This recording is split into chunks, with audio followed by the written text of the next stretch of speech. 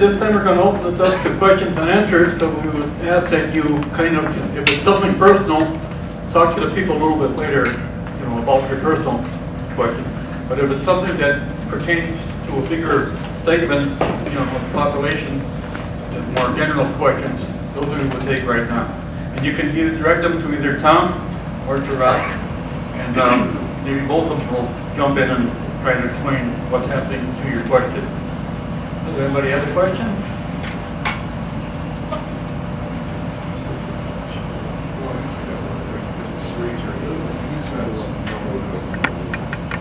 It doesn't make any mathematical sense whatsoever when you do it. When you have a major institution getting like $100 a day, it adds up to somewhere around $30,000 a month. Yeah, you have an average group home, you know, anywhere from 4,000 to 7,500, you know, depending on, you know, what it is for rent for a person. That's a balance of about $23,000 difference. And sure, if the state doesn't, you know, can't absorb it through Care Wisconsin or Community Care, then it goes back to the county. Then the county has to absorb that cost, and then they lose funding. And then where do they go? And then all the services and providing services that the county needs are going to be stripped because of the higher costs of the infiltration going to from the state. So that's my question. How does that make any sense? Am I addressing that correctly, or?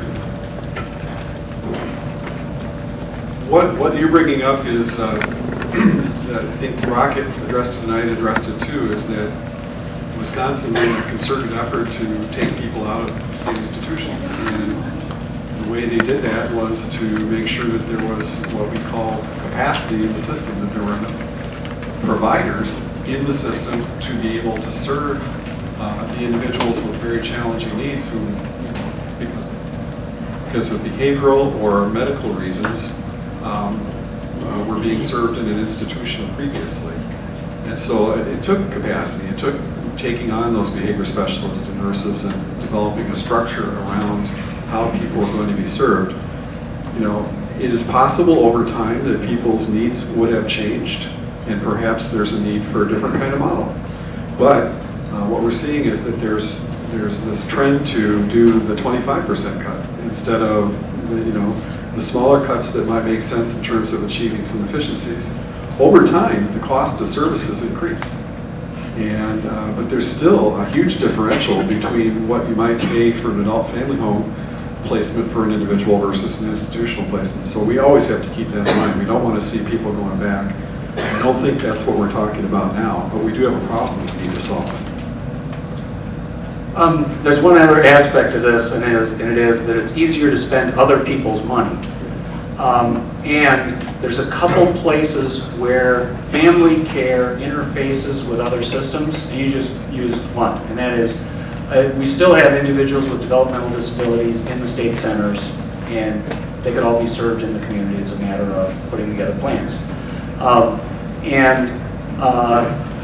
The Care Wisconsin isn't paying for Washington County residents to be in the state centers. There's this complicated funding formula. The state pays some of it, the county's still paying some of it. So I guess that would fix that pretty quickly if Care Wisconsin had to pay that. It's the same issue on the elderly side because Care Wisconsin doesn't pay for all the Washington County residents who are in Medicaid nursing home beds.